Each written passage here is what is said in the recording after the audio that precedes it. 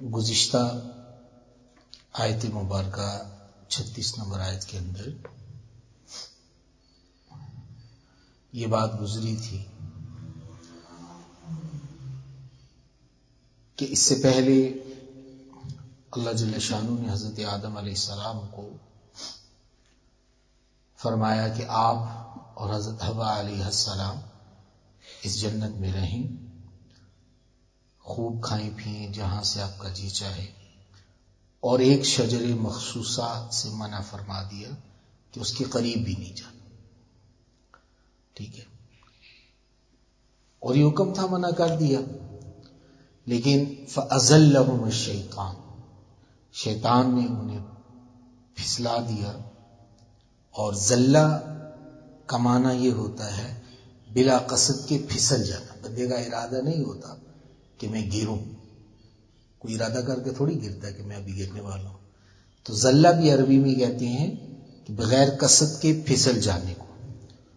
اور جو گناہ بلا قصد یا بھول چوک میں سرز ہو جاتے ہیں تو ان کو بھی کیا کہتے ہیں؟ زلہ سے تعبیر کیا جاتا ہے بطور تشبیہ کی، کہ اس میں ارادہ نہیں ہوتا.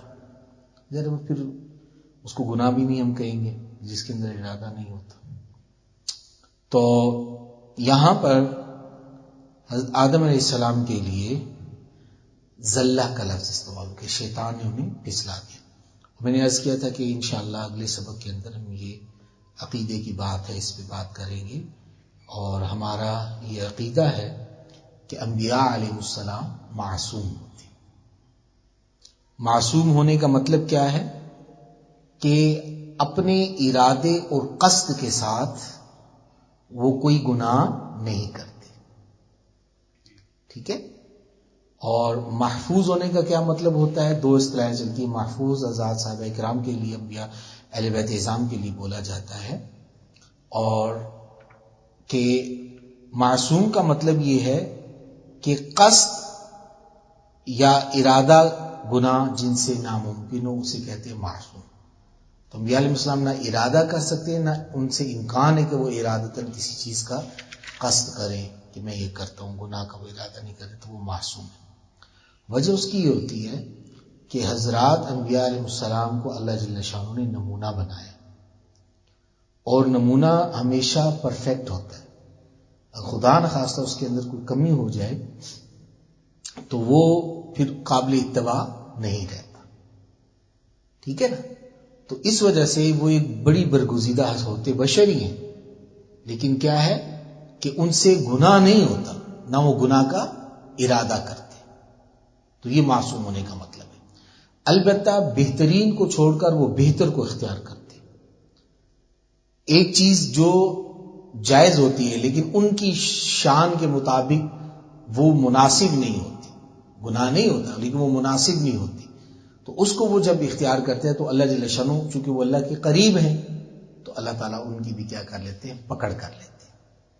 تو یہ سوچ بھی دماغ میں نہیں لانی چاہیے کہ انبیاء علیہ السلام معاذ اللہ ان سے کوئی گناہ سرزد ہو گیا. تو فَأَزَلَّهُمُ الشَّيْطَانُ کے اندر بھی یہی بات ہے. ٹھیک ہے نا. اور اب اس کو ہم لے لیتے ہیں کہ انبیاء علیہ السلام معصوم ہوتے ہیں اور ان سے کوئی گناہ سرزد نہیں ہوتا، نہ وہ گناہ کا ارادہ کرتے کبھی بھی، وہ معصوم ہوتے ہیں. اور یہ قرآن سے یہ عقیدہ ثابت ہے کیونکہ وہ اللہ کی برگزیدہ ہستی. پھر اگر اس طرح کے الفاظ جو قرآن میں ملتے ہیں تو ہم دائیں بائیں سیاق و سباق سے اس واقعے کا پورا تجزیہ لے کر پھر اس کے اوپر ہم رائے قائم کرتے ہیں. یہ گناہ نہیں تھا، خلاف اولا چیز کو انہوں نے اختیار کیا تھا، اولا چھوڑ کر یہ بہترین چھوڑ کر بہتر کو اختیار کیا تھا، تو اس پہ اللہ جل شانہ پھر ان کی پکڑ فرماتے ہیں. اور پھر وہ اللہ جل شانہ کے سامنے اپنا رجوع کرتے ہیں، اور رجوع کرنے کے بعد ان کا وہی مقام ہے، اپنا برگزیدہ مقام ہے. تو یہاں پر ہم دیکھتے ہیں کہ اللہ جل شانہ نے حضرت آدم علیہ السلام کو روکا کہ اس درخت کے قریب نہیں جانا. تو اب یہ تربیت ہو رہی تھی اس جنت کے اندر کہ شیطان آپ کا کس قسم کا دشمن ہے؟ کھلا ہوا دشمن. تو اب یہ سارے واقعات لا کے وہ کس طریقے سے آپ کے خلاف سازش تیار کرے گا. اور یہاں سے اس واقعے کو لانے کا مقصد یہ کہ جب یہ اہل حق اٹھے ہیں تو اللہ جل شانہ ان کو بھی بتا رہے کہ شیطان اور اس کے حواری تمہارے ساتھ کیا کیا مکر و فریب اور دغا کریں گے. شیطان اور اس کے حواری یہ تمہارے کھلے ہوئے دشمن ہیں، تو ان کی چالوں سے بچو. جس طرح کما اخرج ابویکم، جس طرح تمہارے والدین کو ایک عزت کی جگہ سے نکالا، تو یہاں بھی جو تمہیں عزت و مرتبہ اور مقام ملا ہے وہی الہی کی صورت میں، قرآن کی صورت میں، حضور علیہ السلام کی صورت میں، تو یہ تم سے یہ عزت چھیننا چاہتے ہیں، جلتے ہیں، جس سے شیطان جلا. تو اب ظاہر وہ دشمن ہے، تو جب وہ آیا تو اس وقت تو حضرت آدم علیہ السلام تو آدم ہے، حسن ظن رکھنے والے تھے، پاک صاف ہستی تھے. وقاسمہما انی لکما لمن الناصحین. اب اس کا طریقہ واردات دیکھیے، ٹھگ بھی، دھوکے باز بھی، وہ ہمیشہ جب آتا ہے تو آپ کا خیر خواہ بن گیا. تو یہاں پر بھی شیطان نے جو ماحول بنایا تو آگے قسمیں اٹھائی، وہ بھی اللہ کی قسمیں. اب اللہ کی قسمیں اٹھا کر اور یہ کہتا ہے کہ جی میں تمہارے لیے خیر خواہ ہوں. اور ایک اور جگہ کہ شجرۃ الخلد کہا اس کو، کہ یہ جس سے روکا ہے نا، یہ جو ہے یہ شجرۃ الخلد ہے، اگر آپ جو ہے اس کو کھا لیں گے تو ہمیشہ ہمیشہ کے لیے رہیں گے. تو حضرت آدم علیہ السلام نے سوچا ہوگا کہ اللہ نے ویسے ہی روکا ہوگا، تو چلو اب وہ چیز بھول بھی گئی. اور دوسری آیات مبارکہ سے بھی یہ پتہ چلتا ہے کہ اللہ جل شانہ جو ہے یہاں پر واضح طور پر فرماتے ہیں کہ وَلَمْ نَجِدْ لَهُ عَزْمًا، کہ ایک جگہ بھی آیا کہ وَعَسَىٰ آدَمُ رَبَّهُ فَغَوَىٰ، کہ آدم علیہ السلام نافرمانی کی، تو اس نافرمانی سے گناہ مراد نہیں ہے. وہ یہ ہے کہ اللہ تعالیٰ کا حکم تھا، بہتر یہ تھا کہ یہ درخت کے پاس نہ جاتے، تو بہترین یہ تھا، لیکن بہترین کو چھوڑ کر کیا ہے، بہتر کو انہوں نے اختیار کر لیا، چلے گئے. کوئی حرام چیز نہیں تھی کہ بھئی وہ جانا نہیں ہے. اور فوائد اتنے بیان کیے گئے، شیطان نے قسمیں اٹھا کر اللہ تعالیٰ کی کہ ہمیشہ ہمیشہ کے لیے آپ یہاں رہیں گے، تو اس میں کہ یار یہ تو کھاؤں گا تو اللہ تعالیٰ کا قرب مجھے ہمیشہ مل جائے گا. تو یہاں اساس لیکن اس کو نافرمانی یہ گناہ والی نہیں تھی. کیوں کہ اللہ جل شانہ ایک اور جگہ سورہ طٰہٰ کے اندر فرماتے ہیں وَلَقَدْ عَهِدْنَا إِلَىٰ آدَمَ مِن قَبْلُ، اور ہم نے اس سے پہلے آدم علیہ السلام کو ایک بات کی تاکید کی تھی، فنسیہ، وہ بھول گئے. تو بھول کے انسان کو کام کرتے اس کی تو پکڑ نہیں ہوتی. وَلَمْ نَجِدْ لَهُ عَزْمًا، اور ان کا ارادہ بالکل نہیں تھا. معصوم ہونے کا مطلب یہ ہوتا ہے وہ گناہ کا ارادہ یا نافرمانی کا ارادہ نہیں کرتے. اب اللہ تعالیٰ نے بات واضح کر دی، ٹھیک ہے. اور اسی طریقے سے جب یہ بات واضح ہو گئی تو معلوم یہ ہوا کہ حضرت آدم علیہ السلام نے کوئی اللہ تعالیٰ کی نافرمانی نہیں کی تھی کہ ہم اس پہ کہیں کہ جی معاذ اللہ کہ یہ کیوں ہوا. اللہ. لیکن ایک بات یاد رکھیں، حضرت مولانا روم رحمہ اللہ فرماتے ہیں کہ ایک شعر ہے ان کا کہ آدم علیہ السلام نور قدیم کی آنکھ تھے، بوت آدم دیدہ نور قدیم، منہ در دیدہ بوت کوہ عظیم. اور آنکھ میں اگر بال بھی گر جائے تو عظیم پہاڑ کی طرح ناقابل برداشت. تو انبیاء علیہ السلام تو انسانیت کی آنکھیں ہوتی ہیں، انسانیت تو انہی سے دیکھ کر چلتی ہے، اللہ کی معرفت کے راستے طے کرتی ہے، احکامات پر چلتی ہے، اللہ تعالیٰ کو پہچانتی ہے. تو اتنی سی بات بھی ان کے لیے تو کیا تھی، بڑی تھی. تو اس لیے اللہ جل شانہ نے پھر دوسری بات ہے کہ اس کے ہم فوائد کو دیکھتے ہیں کہ وہ رجوع اللہ ہوئے، وہیں سے ان کی تخلیق کا مقصد بھی فرشتوں کے سامنے آ گیا کہ بھئی یہ ان سے اگر کچھ ہو جائے گا آدم علیہ السلام کی راہ سے تو یہ رجوع اللہ کرنے والے، توبہ کر کے اپنے آپ کو سدھارنے اور سنوارنے والے بن جائیں گے. شیطان کی طرح نہیں ہے کہ اکڑ جائیں اور اسی پر جو ہے نا قائم رہیں اور تکبر اور حسد کی وجہ سے جو ہے نا نافرمانیاں شروع کر دیں. یہ ایسا مزاج نہیں ہے، ٹھیک ہے نا. تو رجوع اللہ، پھر یہ جو مقام ہے اللہ تعالیٰ نے پھر ان کو دوبارہ فرمایا کہ اللہ تعالیٰ نے ان کے مقام کو بلند کیا، مرتبے کو بلند کیا. تو یہ قرب، ناراضگی اس کے بعد قرب، یہ جو لذتیں ہیں یہ پھر کیسے ملتی، ٹھیک ہے. تو یہ ساری چیزیں اللہ جل شانہ کو پتہ تھیں، لیکن یہ ہے کہ کہنا کہ انبیاء علیہ السلام سے گناہ ہو جاتا ہے یا یہ چیز درست نہیں. اپنی اس بات کو سمجھنا چاہیے. پھر عجیب عجیب لوگ ہیں کہ جیسی سوچ ہوتی ہے ویسے گندا سوچتے ہیں. حضرت یوسف علیہ السلام کے بارے میں پھر بعض لوگ اعتراض کرتے ہیں کہ جی انہوں نے بھی تو ارادہ کر لیا تھا. قرآن میں یہ کہتے ہیں کہ جی وَلَقَدْ هَمَّتْ بِهِ وَهَمَّ بِهَا لَوْلَا أَن رَأَىٰ بُرْهَانَ رَبِّهِ، کہ اس نے بھی ارادہ کیا عزیز مصر کی بیوی نے، اور انہوں نے بھی ارادہ کر لیا. اگر برہان کو نہ دیکھتے تو پھر یہ گناہ کر بیٹھتے. تو آپ کہتے ہیں کہ معصوم تو ارادہ نہیں کرتے، تو یہاں پر تو واضح قرآن کہتے تو فرمایا کہ یہ بات نہیں ہے، بلکہ یہ لولا الرا برہان شرط کی جزا مقدم ہے. کیا مطلب؟ کہ یوں پڑھیں کہ اگر یہ برہان جو دل کے اندر ضمیر کا، وجدان کا، اللہ کی معرفت کا نور ہے، یہ نور ان کے اندر نہ ہوتا جو انسان، تقوی کا نور ہے جو انسان کو اللہ کی نافرمانی سے بچاتا ہے، تو وہ بھی ارادہ کر لیتے. یہ نہیں ہے کہ انہوں نے ارادہ کر لیا، کہ اگر یہ دلیل، یہ نور ان کا زندہ نہ ہوتا، وجدان زندہ نہ ہوتا، اللہ کا تعلق نہ ہوتا، تو وہ بھی ارادہ کر لیتے جس طرح اس نے ارادہ کیا. اور ویسے بھی نحو کا ایک ضابطہ ہے، فصاحت و بلاغت کا ضابطہ ہے کہ ایک ہی مادے کے لفظ جب دونوں جگہ اکٹھے آتے ہیں تو تأسیس کے لیے آتے ہیں، تاکید کے لیے نہیں آتے. دونوں کا معنی الگ ہے. تو وہمت بھی کا مطلب اس نے ارادہ کر لیا، وہم بھی کا مطلب انہوں نے ارادہ نہیں کیا تھا. اور آگے جا جس طرح قرآن پاک کے اندر یہ جزا مقدم مشہور ہے، قرآن پاک میں آتی ہے حضرت موسیٰ علیہ السلام کی والدہ کے بارے میں کہ انقادت لتبدی بھی، کہ وہ موسیٰ علیہ السلام کی بات کو ظاہر کر دیتی. لولا ربطنا علی قلبیہا، کہ ان کا دل اتنا بے قرار ہو گیا تھا کہ وہ موسیٰ علیہ السلام کے راز کو ظاہر کر دیتی اگر ہم ان کے دل کو نہ سنبھالتے، مضبوط نہ کرتے. یعنی انہوں نے ظاہر تو نہیں کیا نا، تو یہ جزا مقدم ہے. اگر ہم اس کا ترجمہ یہ کریں، پھر یہ ترجمہ کریں کہ انکانت لتبدی بھی، کہ انہوں نے ظاہر کر دیا، نہیں، وہ ظاہر کر دیتی اگر اللہ ان کا دل مضبوط نہ کرتے. تو حضرت یوسف علیہ السلام ارادہ کر لیتے اگر اللہ جل شان، اگر ان کی یہ دلیل اور وجدان اللہ کی برہان کو نہ دیکھتے.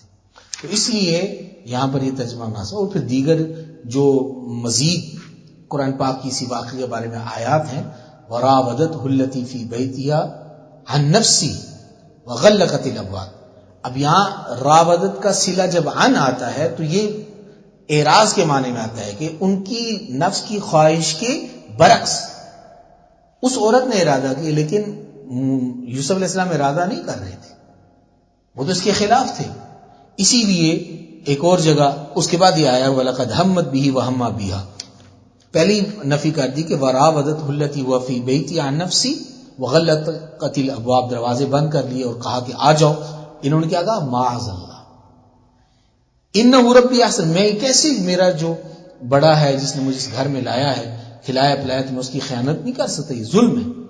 اور انه لا يفلح الظالمون، اور اللہ تعالیٰ ظلم کرنے والوں کو جو ہے نا فلاح نہیں بخشتے. وَلَقَدْ هَمَّتْ بِهِ وَهَمَّ بِهَا. پھر آگے مزید آیات ہیں، وہ بھی بات بار بار بتلاتی ہیں کہ ایک اور جگہ فرمایا جب یوسف علیہ السلام نے فرمایا کہ میری اوپر جو الزام لگا مصر کے بادشاہ نے جب بلایا، فرمایا اس الزام کے پہلے جو ہے نا دوری کریں، تحقیق کریں کہ کیوں میرے اوپر الزام لگائے، میرا کردار ہے، میں عہدے کو قبول نہیں کرتا. تو انہوں نے تحقیق کی تو اس عورت نے یہی کہا، فرمایا لقد راودته عن نفسی، میں نے اس کے نفس کے خلاف اس کو ورگلایا، فاستعصم، لیکن اس نے اپنے آپ کو بچا لیا، محفوظ رہے. پھر اسی طرح آگے جب چلتے ہیں کہ وہ عورتیں ساری مل کے حضرت یوسف علیہ السلام کے خلاف کھڑی ہوتی ہیں اور ان کو بہلاتی ہیں، پھسلاتی ہیں، تو وہ اپنے اسی تقوی کے نور سے، وہ ساری امیر کبیر عورتیں ہیں، اونچی فیملی کی عورتیں ہیں، اور ان کو ورگلانے کے لیے آتی ہیں، ٹھیک ہے نا. اور وہ پھر کہتی بھی کہ ہم اپنے آپ کو قتل کر دیں گی تمہاری محبت میں، یہ گناہ کر لو جس کا ہم حکم دیتے ہیں. انہوں نے فرمایا نہیں ماں، میں یہ کام نہیں کر سکتا. تو انہوں نے کہا کہ اتنی ساری عورتیں ہیں اور یہ اتنا عفیف آدمی ہے، یہ تو کوئی فرشتہ ہی ہو سکتا ہے کہ جو گناہ نہیں کرتا. کہا یہ تو کوئی فرشتہ، ما ھذا الا ملک، ما ھذا بشرا، یہ تو آدمی نہیں ہے، یہ تو ان ھذا الا ملک کریم، یہ تو کوئی بڑا برگزیدہ فرشتہ ہے کہ اتنا ماحول ہم نے اس کے لیے بنایا. اعتد لہن متقا، قرآن کی آیات بتاتی ہیں. تو اس سے پتہ چلا کہ حضرت یوسف علیہ السلام کی جو خوبی تھی وہ ان کا عفیف ہونا تھا اور وہ اپنے اختیار کے ساتھ تھا، انہوں نے بالکل کبھی بھی ارادہ نہیں کیا گناہ کا. اس لیے انبیاء علیہ السلام کے بارے میں یہ عقیدہ رکھنا چاہیے کہ وہ بہترین کو چھوڑ کے بہتر بناتے ہیں، لیکن اللہ تعالیٰ کہ وہ قریب ہیں، گناہ کبھی بھی ان سے سزا دے کر گناہ ہو گیا تو پھر تو آپ کا عقیدہ برباد، آپ کیسے ان کی پیروی کرو گے؟ کیونکہ خود اللہ تعالیٰ فرماتے ہیں کہ اطیعوا اللہ و اطیعوا الرسول، اللہ کی اطاعت کرو، رسول کی اطاعت کرو، کیونکہ ایک ایک عمل ان کا ہمارے لیے کیا حجت ہے، ان کا زبانی، کلامی، فعلی، عملی. تو ہمارے لیے حجت جب ہی بنے گا کہ جب ان کے بارے میں ہم یہ رکھیں کہ جو انہوں نے کہا وما ينطق عن الهوى ان هو الا وحی. اس طرح حضرت یونس علیہ السلام کو دیکھ لیں کہ ان کے پاس دو آپشن تھے. عموماً انبیاء علیہ السلام ابھی اللہ کا حکم نہیں آیا تھا کہ وہ بستی چھوڑ کے چلے گئے، کیونکہ انہیں پتا تھا اب تو ان پہ اللہ کا عذاب آنے والا ہے، لیکن بہتر یہ تھا کہ اللہ کا حکم آتا تو آپ جاتے. تو بغیر اللہ کے حکم کے ایک قیاس انہوں نے سوچا کہ بھئی وہ بھی کہ بھئی پہلے بھی ایسے ہی ہوتا رہا، نکل کے بستی سے باہر. تو وہاں پر پھر اللہ تعالیٰ نے جو ہے نا اس ابق العبد، وہ کشتی میں جو ہے نا وہ خراب ہوئی، تو پھر انہوں نے قرآن اندازی کی کہ جو نافرمان ہوتا اپنے آقا کا تو اس کو پھینک دیتے تھے، بار بار انہی کا نام ہے قرآن میں اس کا تذکرہ ہے. ان پر میں ہاں نہیں اپنے رب کا نافرمانی سے مراد نہیں کہ انہوں کو گناہ کیا تھا. بہترین اسٹریٹجی کیا تھی کہ اللہ کے حکم کا انتظار کرتے پھر چھوڑ دے، تو ویسے ہی نکل اور پیچھے انہوں نے استغفار کیا، اللہ نے ان کو معاف کر دیا. تو یہ بہترین کو چھوڑ کے بہتر ہے کہ معاذ اللہ کوئی گناہ نہیں کیا، اور اس کے اوپر بھی کہتے ہیں لا الہ الا انت سبحانک انی کنت من الظالمین، کہ ظاہر وہ ان کے قرب کے ایک مناظر، معاذ اللہ کو انہوں نے گناہ نہیں کیا تھا کہ جو ہے جس کی وجہ سے ان کو اتنی سخت سزا ملی. بس یہ قرب ہے، اس قرب کا تقاضا یہ تھا کہ بہترین کو کرتے، لیکن انہوں نے بہتر کو اختیار کیا. تو بہرحال اس سے معلوم یہ ہوا کہ انبیاء علیہ السلام کی ایک ایک چیز ہمارے لیے حجت ہے، ٹھیک ہے. وہ معصوم ہوتے ہیں، ان سے کوئی گناہ سرزد نہیں ہوتا اور نہ وہ گناہ کا ارادہ کرتے. بہرحال اب اس واقعے سے حاصل ہونے والے فوائد و اسباق بہت ہیں حضرت آدم علیہ السلام کے اس واقعے کے. تو پہلی بات کہ انبیاء علیہ السلام کی معمولی سی لغزش پر بھی تنبیہ، یہ انبیاء علیہ السلام کی پاکیزگی اور ان کی بے گناہی کی دلیل اور ان کے مقام نبوت اور عصمت کا تقاضا ہے، تاکہ لوگوں کو یہ یقین ہو جائے کہ ان کی ایک ایک بات پر آپ نے عمل کرنا ہے، ایک ایک بات ان کی آپ کے لیے حجت ہے.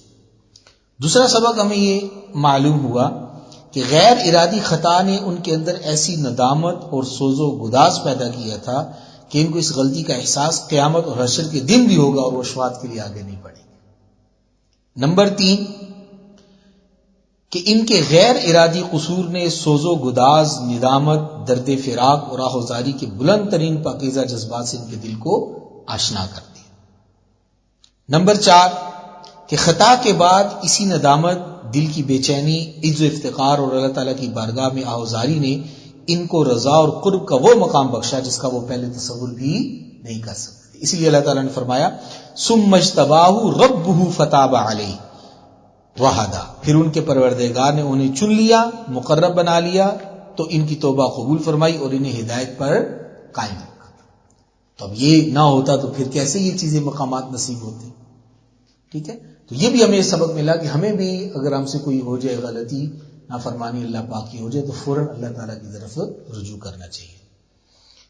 پانچواں سبق ہمیں اس سے یہ حاصل ہوا کہ اس سے حضرت آدم علیہ السلام اور ان کی اولاد کو شیطان کی دشمنی، اس کے مکر و فریب اور اس کی چال بازیوں کی ایک جھلک دکھائی اور عملی تجربہ بھی کرایا کہ وہ شیطانی فریب اور دھوکہ دہی کے بارے میں چوکنا رہیں گے، کس طریقے سے وہ آپ کو ذلیل و رسوا کرنے کا کوئی موقع ہاتھ سے جانے نہیں دے گا. نمبر 6 سبق یہ حاصل ہوا کہ یہ شیطان ہمارا دشمن ہے، انتہائی چالاک ہے اور اس کا کوئی اور کام نہیں سوائے ہماری تباہی اور بربادی کے. اور 7واں سبق ہمیں یہ ملا کہ اللہ تعالیٰ نے دنیا میں بہت سی چیزیں ہمارے لیے حلال و مباح کی ہیں، لیکن لوگ شیطان یا شیطانی صفت لوگوں کے دھوکے میں آ کر اپنی ساری ترقیاں، کامیابیاں ناجائز اور حرام چیزوں اور حرام ذرائع مثلا سود سٹہ وغیرہ میں سمجھتے. تو جو اللہ نے ہمارے لیے جائز قرار دی ہم اس کے پیچھے لگے، ناجائز کے پیچھے نہ لگے. اور 8واں سبق ہمیں یہ حاصل ہوا کہ تکبر نہ کرو. حضرت آدم اور شیطان کے واقعے میں تکبر عقل کی تباہی پر قائم ہے. تکبر اور غرور کی نفسیات انسان کی عقل کو تباہ کرتے ہیں اور آدمی کو تخریبی کارروائیوں میں مبتلا کرتے ہیں.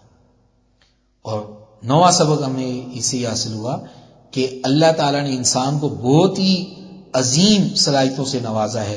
اگر اس نے اپنے اندر تکبر اور شیطانی راہ اختیار کی تو تباہی کے گڑھوں میں گر جائے گا، اور اگر خالص بندگی کی اور اللہ تعالیٰ نے اس کو جو صلاحیتیں دی ہوئی ہیں تو یہ اللہ تعالیٰ رو کے رجوع اللہ کرے گا تو اللہ کا بہت زیادہ قرب حاصل کر لے گا.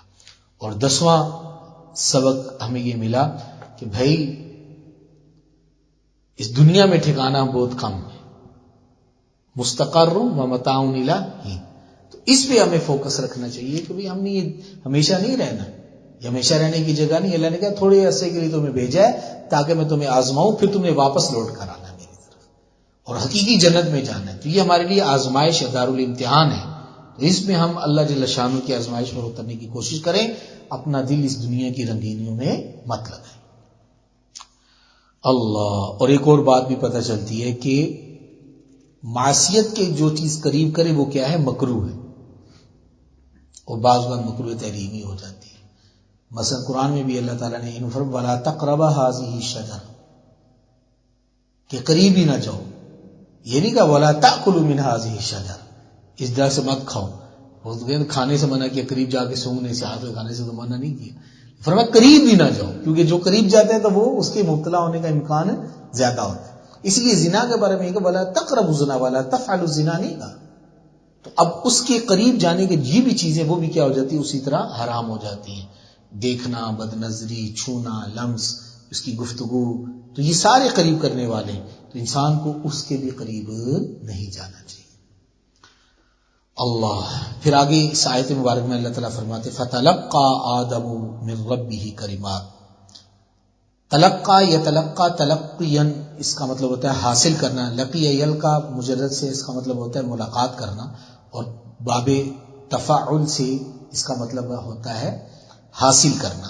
فتلقا آدم، جب یہ ہو گیا واقعہ، سوز و گداز پیدا ہوا، اللہ تعالیٰ کے سامنے روئے، رجوع کیا، اور شیطان کی طرح کڑ نہیں دکھائی، تعویلیں نہیں کی، کیونکہ اللہ پر بھروسہ ہے. عاجزی تھی، مٹی کی خاصیت ہے عاجزی.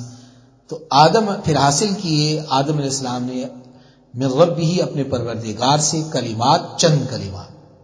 فتاب علیہ، تو اللہ تعالیٰ نے ان کی توبہ کو قبول کر لیا.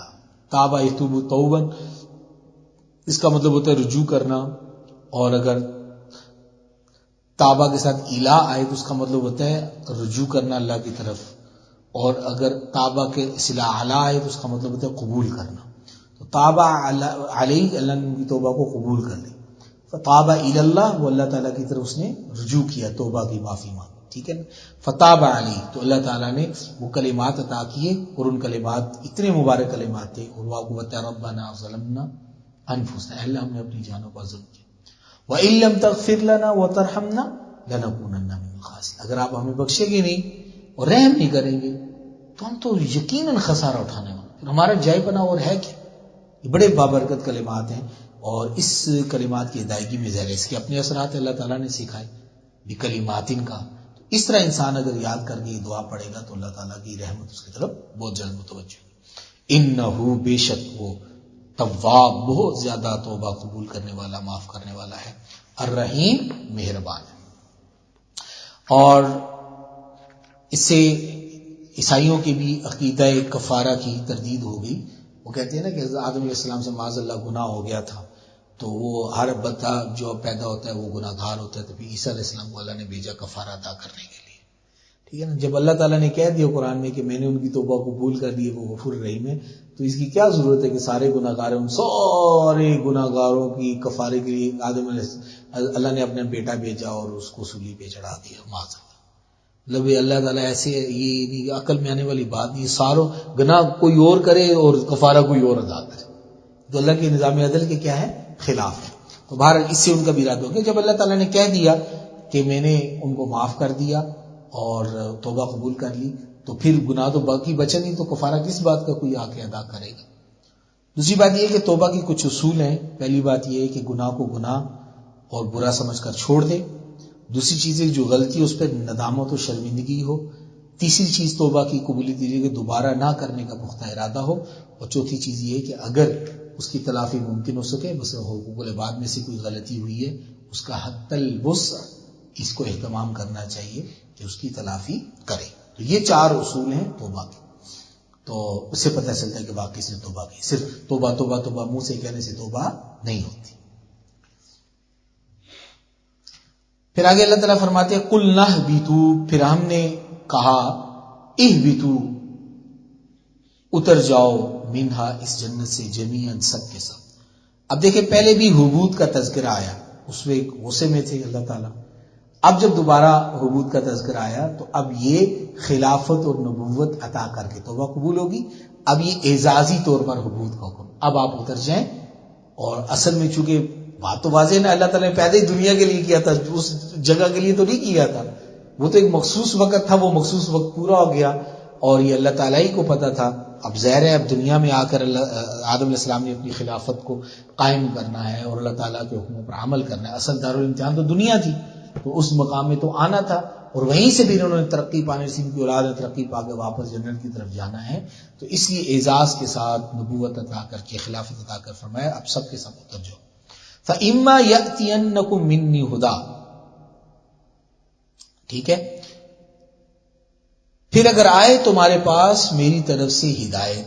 عطایاتی اتیان، یاتی اتیان کا مطلب ہوتا ہے آنا، اور یاتینکم ضرور بھی ضرور آئے تمہارے پاس منی میری طرف سے ہدایت. فمن تبع ہدایا، کیا مطلب؟ اب ظاہر ہے اللہ تعالیٰ اپنے احکامات بھیجیں گے، میں نے دنیا میں بھیجا رہنے کے لیے، تو ہدایت جس کے ذریعے تم میرے قریب آؤ گے. اب اس دنیا سے واپس تمہیں لوٹ کر میرے پاس آنا ہے، تو میرے پاس کیسے آؤ گے؟ میری ہدایات پر عمل کرو گے تو میرے پاس میری رضا لے کے آؤ گے. فمن تبع ہدایا، تو جس نے میری ہدایت کی پیروی کی. تبعیت لوگ کا مطلب ہوتا ہے پیروی کرنا، پیچھے پیچھے چلنا. فلا خوف علیہم، بس ان پر نہ خوف ہوگا، ولا هم يحزنون، اور نہ وہ غمگین ہوں گے. خوف مستقبل کے لیے ہوتا ہے کہ مستقبل میں کیا بنے گا، اور حزن ماضی کے کاموں پر ہوتا ہے. جب آپ نے اللہ کی ہدایت پر عمل کیا تو اس کا مطلب ہے کہ آپ نے پیچھے ماضی میں جو کام کیے وہ غلط نہیں ہے، تو آپ کو حزن نہیں، غم نہیں. اور خوف آپ کو اس لیے نہیں ہے کہ آپ اللہ تعالیٰ کی فرما برداری کرتے ہو تو مستقبل میں آپ کے لیے کوئی برا نہیں ہوگا. تو ولا خوف علیہم ولا هم يحزنون، نہ ان پر خوف ہوگا اور نہ وہ غمگین ہوں گے. والذین کفروا، اور وہ لوگ جنہوں نے کفر کیا، ٹھیک ہے نا، انکار کیا اس ہدایت کا جو اللہ تعالیٰ نے بھیجی، ٹھیک ہے. وکذبوا بآیاتنا، اور جھٹلایا ہماری آیات کو، نشانیوں کو، آیتوں کو، پھر انکار کر دیا وہی شیطان کی پیروی کرتے ہوئے، بغض کی وجہ سے، حسد کی وجہ سے. تو اولئک اصحاب النار، یہی لوگ آگ والے ہیں. ہم فیہا خالدون، یہ ہمیشہ ہمیشہ کے لیے اس کے اندر رہیں گے. تو یہ رکوع بھی پورا ہو گیا. تو اب یہ دیکھیں کہ اللہ تعالیٰ کے منصوبے تھے، اس کی حکمت و گہرائی تھی، یہ اللہ تعالیٰ نے ان کو خلیفہ بنایا، زمین میں بھیجنا تھا، لیکن اس سے پہلے ان سارے مراحل سے گزارا. سوز و گداز عطا کیا، رجوع اللہ کا لطف چکھایا، ٹھیک ہے نا، پھر خلافت و نبوت سے سرفراز فرما کے دنیا میں بھیجا. تو اللہ تعالیٰ کہ ہر کام میں کیا ہوتی ہے، انسان کے لیے بہتری ہوتی ہے، انسان کو نہیں پتہ. لیکن بندے کی ذمہ داری کیا ہے؟ بندے کی ذمہ داری یہ ہے کہ ہمیشہ کوئی غلطی ہو جائے رجوع اللہ کرے اور اللہ تعالیٰ کی نافرمانی سے اپنے آپ کو بچائے. ٹھیک ہے، سبحان اللہ و بحمدہ، سبحان اللہ.